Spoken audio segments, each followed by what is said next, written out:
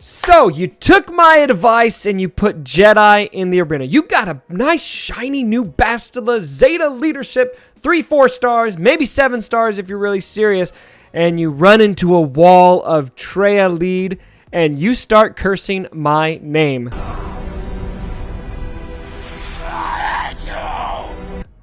Because it sucks getting past Traya lead. Why does it suck getting past Traya lead, and how can you get past her with Bastila lead teams? I'm going to talk about that in this video. Let's go!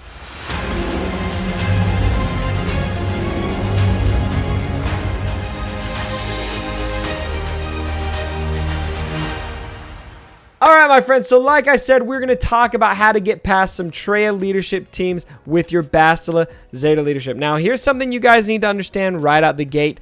Traya leadership is the kryptonite to Bastila teams. You should be able to handle everything pretty much with ease. The only team I would say is maybe an exception to that is Night Sisters. A well-modded Night Sisters team can give Bastila lead issues, but you're not really seeing those very much anymore in the meta. It's going to be Traya lead that is your kryptonite. Now, there are options for you. There's some attack strategy, but what I'm going to recommend is modifying your team just a bit. Now, there are two options that I see. I'm going to talk about one of them particularly. One is to sub Darth Nihilus in for General Kenobi. This subject has been covered. My buddy Mobile Gamer covered it. Go ahead and check out his channel for a video on that. That's actually a strategy I really like because you can basically spam Darth Nihilus's basic ability over on Sith Trooper to clear that taunt so you can focus on who you want to. But I am really excited about a new method that is working to get past these teams, and I'm showing footage of it right now. This is my buddy Silvertag. He is actually my community leader for my community of guilds. Great guy, and he is also a Cubs fan, by the way. But he has been using Thrawn in that 5th spot. And there's some really interesting logic behind this, and I've seen the footage. You are actually watching his team right now. This is not test account footage, and I will show the mods at the end so you can see what those are like. But this team has been working very, very well for him getting past the Traya lead teams. Now, I'm going to talk through attack strategy here in just a second, but something I also want to give a disclaimer on is this is not a magic solution. It's not going to make Traya teams lose to you, and it's probably not going to make every single battle a guaranteed win. If you're running Bastila Zeta leadership, something you really have to accept is that the Traya leads will give you issues, and they will be a bit tough to get past. You're going to have to, you're just going to have to be ready for that going into it. Everything else will be easy. These are going to be hard. So it's not going to be a magic solution, but it is an effective way to make things work if you can get the turn order to shake out right. So what is the attack strategy and why is Thrawn here? Thrawn is not here to fracture Sith Trooper. That was actually my initial impression when I first tried to use Thrawn, as I was trying to fracture Sith Trooper, and it just didn't seem to do much for me. The taunt just came back after he was, no longer fractured. But what my buddy Silvertag is doing is he's actually using Thrawn to fracture Darth Sion, so that you can have those buffs around a bit longer in your Jedi team, which actually helps them hit harder, helps them to stay fast, and helps them to burn through the battle very quickly. So here's how you generally approach these Traya lead teams. First with Sith Trooper, and then I'll talk about without Sith Trooper. So when Sith Trooper is present, first thing you want to do is call Yoda with Hermit Yoda. Now you're gonna have no choice but to attack Sith Trooper. So use his basic there. Then you're going to Master Stroke, which is going to help you steal that defense up. Spread that to the rest of your team with battle meditation. And then if you have the turn meter stacked right, Ezra should be able to go next. Once Ezra goes, you can clear the taunt on Sith Trooper and then land your fracture over on Darth Sion. Now that taunt is probably going to show up again on Sith Trooper soon. Don't panic, because kill order, 9 out of 10 times you're going to be just taking Sith Trooper out right away because that taunt's going to be persisting. But because Darth Sion is fractured, you get to keep those buffs, and you can burn through Sith Trooper significantly faster. And then once you have Sith Trooper taken out of the battle, then you can focus on gunning down Darth Traya, and then the rest of the battle, I'm not going to say it's cake, but it's significantly easier once those two are managed. So that is how that works against Sith Trooper, and when Sith Trooper and Thrawn are there.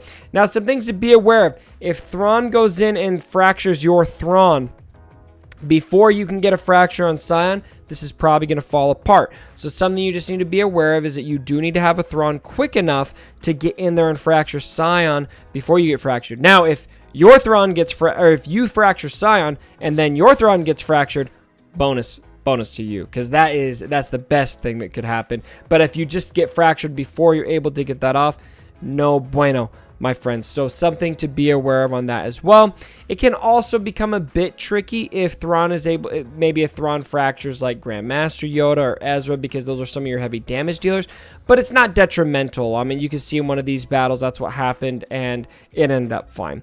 So that is generally how you're going to use this team to attack Sith Trooper and Thrawn with the Traya lead.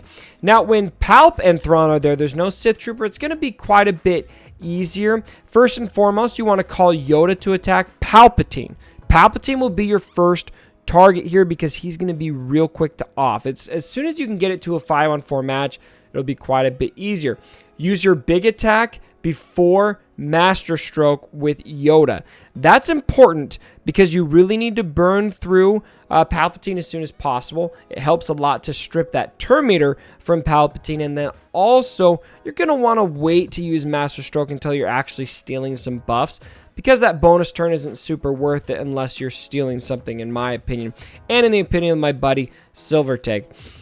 You're going to fracture Scion at that point just the same, and then at that point you are going to have that you'll be able to take advantage of all of those buffs for quite a bit longer. Off Palp, off Traya, and then the rest from there I will say is cake, because once you've got Palpatine and Traya taken out of the battle, should be pretty easy going from here. Now, I don't have footage showing this against Nest as well. The attack strategy works very similar against Nest. You're just going to want to try to manage it so that you get a fracture on Scion, off Traya as soon as possible, and then just be sure to spread out your attacks on Nest, just like you always would attack Nest.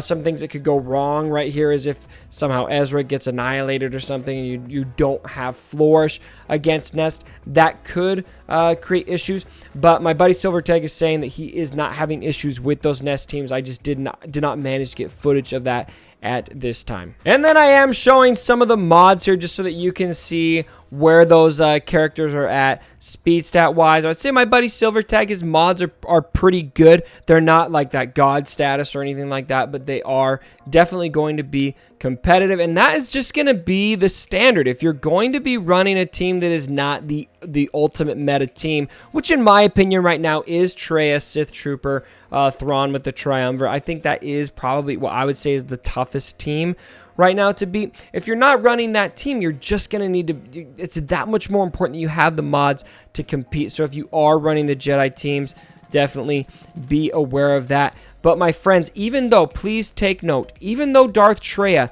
is very difficult to beat for these Jedi teams, it's still very possible to do. I have been managing just fine. There have been days that give me more headaches, but you can see here, this is my swgh.gg account.